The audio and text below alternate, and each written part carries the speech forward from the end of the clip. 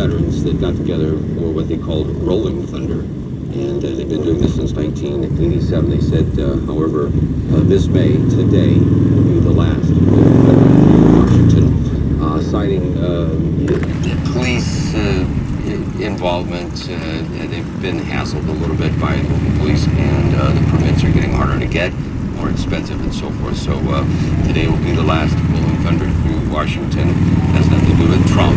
It's just about the circumstances Honk in for this Trump. new generation. So It said honk since for Trump. 1987, they've been doing a fine job. Mostly of Vietnam vets been participating. It was started by a Vietnam vet. Oh, honk for Trump? It's been a tradition for Yeah. 3 decades. Actually, President Trump tweeted out, "Hey, we hope this continues on and on and on," but it's not meant to be. But the Rolling Thunder, it goes away while we keep our own here rolling along with West Coast Thunder, and that tradition shall never go away.